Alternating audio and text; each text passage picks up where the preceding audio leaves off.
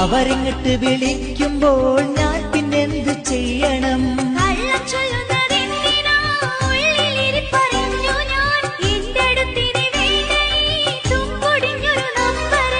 എന്റെ പൊന്നു സാഹിറ വെറുതെ പറയുന്നെന്തിനാ?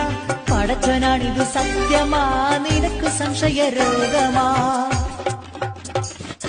ഈ ഹലാക്കിൻ മൊബൈല് കണ്ടുപിടിച്ചതെന്തിന്?